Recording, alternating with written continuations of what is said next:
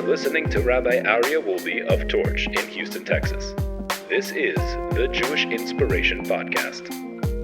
My dear friends, and now we conclude this chapter of the Gate of Generosity with day number 98 in the Treasure for Life edition of the Orchos Tzaddikim, the Ways of the Righteous. We're on page 578. Nadiv b'mimono liknos hamitzvos. A person should furthermore be generous with his wealth to acquire mitzvahs. Acquire mitzvahs. Kagon Rabban Gamliel shekona Esrog be'elev zuz. He bought an Esrog. An Esrog is a citron that we shake with the lulav for 1,000 gold coins. He wasn't cheap on, I'll spend that on my house. I'll spend that on my car. But on a mitzvah that expires after 7 days? Yes. You know why? Because the mitzvah represents my commitment to Hashem. You think Hashem won't repay it? When you show that devotion and love, I'll give you an example. You know, I remember one of my rabbis, he said that every married couple, during the first year of marriage, you hear this, Carlos? Getting married soon, God willing. During the first year of marriage, and I've heard this from rabbis that it's not only the first year, it's the first 3 years, maybe even the first 7 years, never come home empty-handed. You come home with flowers. You come home with a card. You come home with her favorite chocolate. You come home with something. Never come home empty-handed. So one of the guys said to the rabbi, he says, "But Rabbi, what's if I can't afford it? Can't afford it." He says, "If you can't afford it, you won't be able to afford it. Okay, you can't afford not to. You can't afford not to." He says you have to invest in your relationship. I would recommend, by the way, for every person who's been married 10 years, 20 years, 30 years, 40 years, do it for the next month. Do it for the next week. Don't come home empty-handed. You know why? You'll refresh your relationship. You're investing. You're doing a mitzvah with your relationship. It's a mitzvah. To cherish your spouse is a mitzvah. It's a mitzvah in the Torah. Try it. Let me know next week if it worked. It worked in making peace and harmony in your relationship, in making your spouse feel enriched, feel loved. So you say, well, what's if she's going to be upset that I spent the money on her? No woman ever said that, ever. Ever, literally ever. Why did you buy me flowers? You're wasting money. No woman ever said that. Right? You think Hashem says, why did you waste 1,000 gold coins on my Esrog? I don't think so. Hashem says, wow, he loves me. He's willing to part with 1,000 gold coins to show his love for me. Cut him a check. Send him a check. Send him back his $1,000. I love this man, right? That's the way. It only grows the relationship when someone is able to do such a mitzvah. So here, the author here is telling us, don't think that it's only use your money, for good deeds. Yes, but also for mitzvahs. By the way, I've had this, people tell me, Rabbi, I really want to buy mezuzahs for all the doors in my house, which is appropriate. The halacha says that not only the front door, all the doors in the house. I said, no problem. I send them to the scribe here in Houston who writes the mezuzahs. And then they're like, Rabbi, you didn't tell me it was $100 a pop, You didn't tell me that it was each one. One second, we're ready to spend an extra $1,000 for the chrome tires on our new Tesla. And we're ready to spend another $1,000 for the white interior. And we're ready to spend another $8,000 for the self-driving feature. But $100 for a mezuzah, Rabbi, this is outrageous. Oh, Hashem, we love you. We want to spend money being close to you. All right. So, and one must be generous with his wealth to beautify mitzvahs. Yes, you know what? You can light a menorah with your little tin foil menorah. You fulfill the mitzvah. But tell me what represents the love to Hashem when you light with the tin foil, or you buy a beautiful menorah. You say, Hashem, I'm going all out for you. By the way, the same thing goes with food for Shabbos. I'm going to buy the nicest cut of meat for Shabbos. I'm going to get the most delicious bread for Shabbos. I'm saying that because today there's this fashion. Since COVID, people started doing this sourdough bread. You can buy sourdough bread. It's like I'm talking about for Shabbos. People are spending like $20, $30 on these breads. It's like it's a luxury item. Baruch Hashem. People can afford it. That's great. People want to. It's a special Shabbos, and people want to treat their family. That's great. But one is being generous with a mitzvah. That's beautiful. For the beautification of a mitzvah, one should pay up to a third more than the regular price. For the beautification of the mitzvah. The hidur mitzvah ad shlish. A person should also be generous with his wealth and write and acquire books like we have here in the magnificent Torch Library and lend them to those who do not have them. It used to be that people had one Talmud in a city, one book of Talmud. You didn't have a printing press like you have today. You can go on art school. You can buy all these books, right, David? You can buy all the books you can imagine. It's amazing what we have at our fingertips. An incredible thing. A person should spend their money on that as well. Hon ve'osher bebeso v'tzitkaso medis la'ad. Wealth and riches are in his house, and his charity endures forever, the verse states. V'yeh vatron bazeh shelo yochush miskalkulu asforim al yidei shalomdim bohem. Person who's doing a mitzvah with his money, like lending out his books, or, by the way, lending out his possessions. You know what? Forgo whether or not it comes back damaged, it comes back used. I know I've been a victim of this myself. Not a victim, it's been a privilege. I'll tell you. We have a bunch of different gemachs. Everybody knows what a gemach is. A gemach is gemilut chasadim. It's the acronym of gemilut chasadim, loving kindness. And it's like a free loan society that we have in the Jewish communities. For example, anybody right now, my cheers, I had 30, now it's 26. I don't know, 4 disappeared. You'll understand why in a minute. But people borrow them every single week. This one had a baby, they're having a party in their house. They'll borrow the chairs, they'll borrow tables. They'll borrow chairs, borrow tables. Borrow chairs, borrow tables. And that's the gemach we have in our home, and we consider it an absolute privilege. One time one of my children said, he says, Abba, do you realize we have these chairs, we bought these chairs, we lend them out to people, and they come back all dirty. They come back sometimes, it's a little torn here, a little torn there. It's like, or he says, you should demand that people return it clean, and people return it taken care of, and people return it. And here we learn, don't be particular about it. That's part of your kindness. That's part of your generosity. I used to have a little bit of, I used to get a kick out of this. Every time I lend out my car, I get it back with something hanging off it, okay? Something. Sometimes it's the bumper hanging off it. I remember someone visiting town, and they were leaving early in the morning. They were taking an Uber early in the morning. They were out late at night with my car, and I come back the next morning in my car, and I'm missing a bumper. The bumper's like gone. It's off, okay? So, but that's, you know what? That's part of the mitzvah. Part of lending out is that it's not going to come back exactly the way you gave it. You want it to come back exactly, then what are you letting go of? What are you letting go of? They're not going to bring it back with a full tank of gas. That's part of your mitzvah. But you know what's really funny about this? Is that, $10, sometimes, like, we'd be hard for someone to, I'm going to give a total stranger on the street $10. When we think about it, if that person asked us for food, we'd give them $10 worth of food. There's something that we have with a dollar bill that makes it difficult. And that's what our sages are teaching us here, to get over that. None of it is ours. It's all Hashem's.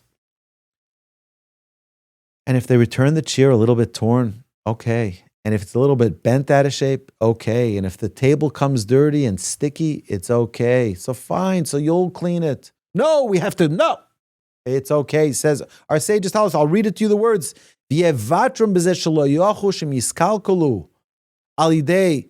is particularly about Sfarim. They tear books. They borrow your book and they return it, and it's ripped. The binding is ripped off. Pages are ripped out. I'm not going to lend it out anymore. He says, forgo on this regard, not to be particular about the books being damaged through use. And he must be generous with all of his household utensils to lend them to his neighbors and acquaintances. He must be generous in lending his money to the poor. And if he is able, also to the rich. What does that mean, to the rich? Why am I lending money to the rich? Investing. Right now it's holiday season. He's got to buy, merchandise. He's out of cash. He's strapped for cash. He's going to miss the season if he doesn't borrow money. Loan him the money. Loan him the money. V'im yaspik boyado yalve gam la'ashirim. V'yeh nodiv v'maso v'matano im kol ha'olam v'al yidaktik im chaver b'davar muat. He says, and also, he should be generous in his business dealings with all, and not in particular with his friends about small things. I'll tell you what that means. I remember I was talking to somebody, and I said, I realized that there are two different types of business partners. I'm not a business guy. I'm a Torah guy, right? But I talk to a lot of people. People come to me. They're upset about, I did a business deal with this guy, and he didn't pay me outright, and he didn't this and that, and those excuses. I never got. I realized there are two different types of people who do business. There's some people who, when they close the deal, they go, "This is mine. That's yours." Well, sorry, that's what's left for you. Okay. Then you have the other people who say, "I want to do you right. You invested. Look, this is what we came up with. Tell me what I can do to make you happy." Right? And even if it takes a little loss, it's, I don't want, I'm not going to, okay, so it's an extra few $100s, a few $1,000s. I do want you to be happy. This is the attitude that our author here in Orchos Tzaddikim tells us. To be generous. You know what? I can tell you that when people have that latter attitude of, I want to make it right for you. Tell me what's required. I'll do it. They'll do business with you again. And it'll bring more and more blessing your way. I've seen people who are this type, this is mine and that's yours, and take it, and this is, people don't want to do business with them again. So short term they win, long term they lose. And this is really what our sages are teaching us here. Generosity is a long-term perspective. It's a long-term perspective for our lives, because we get paid back way more for our generosity. Imhu moded yaino shemen, o eze davar sheyeh lo yitzamtzem v'yenadiv begufo litroach avur kol adam lizbol ulam umasam litztar b'tzarosam. He says to be generous when you're measuring out wine, oil, or the like. He must not be over-exact, but give a little more. Throw a little bit extra.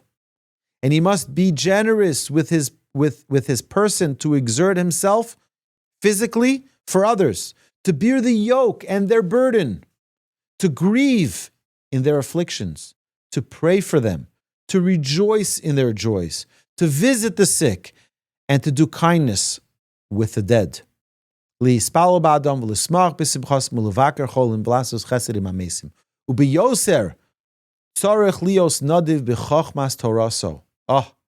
hear this, my dear friends? The best type of generosity? Be generous with your Torah wisdom. Be generous. Rabbi Noah Weinberg of blessed memory, the Rosh Hashiva of Esha Torah, used to say, if you know Aleph, teach Aleph. You know Beis, teach Beis. Whatever you know, teach. Be generous. Don't say, I'm not a scholar, I'm not a rabbi, I'm not ordained, I'm not qualified, I'm not skilled. You know something, teach it. To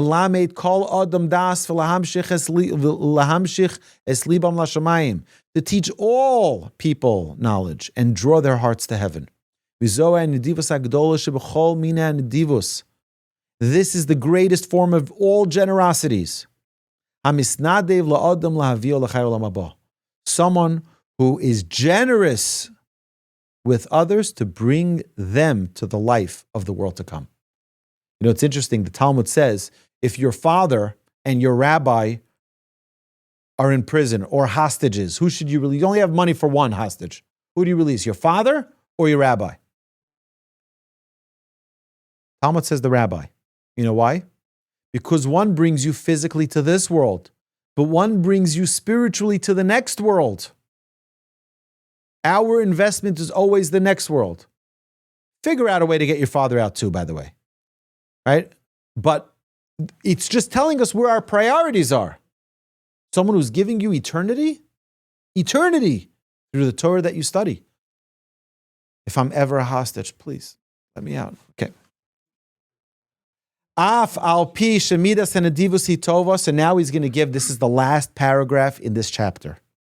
He says, although the trait of generosity, as we've mentioned, is an excellent trait, one must be careful not to scatter his wealth to attain his heart's desires in varieties of foods and drinks.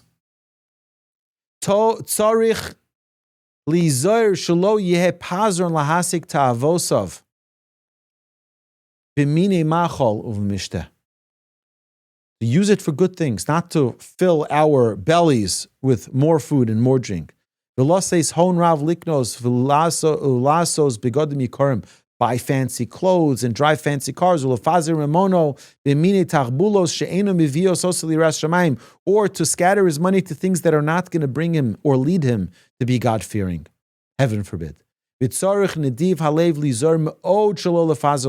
be very, very careful not to waste money. People who have money, it's okay, it's just it's like not a big deal. And the money is like, be very careful.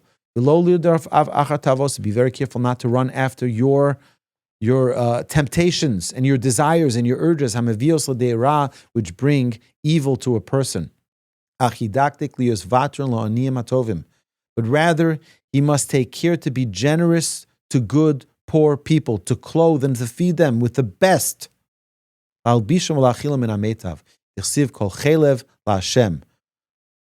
fat for Hashem. Save all the fat for Hashem, meaning the best of what you have for Hashem. What does that mean for Hashem? For Hashem's children, to take care of his poor people. Hashem loves the poor. Hashem loves when we are generous with them. And his reward will be an abundance of that treasured good, which no eye has seen. Asher ein ayin lo yira solakim zulasecho yasel amechake lo. No eye has seen, which Hashem alone will do to those who await him, those who are generous. My dear friends, this concludes the gate of generosity. What an absolute privilege, what an absolute honor to learn with all of you, to really share this wisdom of the Orchos Tzaddikim, of the ways of the righteous. Next week, God willing, we are going to talk about the gate of miserliness. None of you, it's not relevant to you, because none of you are misers. I'm going to share a story about Yasala, the holy miser. We mentioned this previously. Fabulous, fabulous story. We'll talk about that next week. But till then, my dear friends, givetorch.net is where we're doing our campaign. But I know 100% that Hashem is sending delicious, beautiful messengers to ensure that we can continue to teach Torah throughout the globe, not only locally, but globally, so that every Jew can be inspired to learn, to grow, to connect, and to become, hopefully, me become a better Jew. And hopefully, by my learning and sharing what I'm learning, because I only know maybe an aleph, trying to teach that aleph. My dear friends, I love you all. Thank you so much for being here tonight, and have a magnificent week ahead. My dear friends, have a good night. You've been listening to Rabbi Aryeh Wolbe on a podcast produced by Torch, the Torah Outreach Resource Center of Houston. Please help sponsor an episode so we can continue to produce more quality Jewish content for our listeners around the globe. Please visit torchweb.org to donate and partner with us on this incredible endeavor.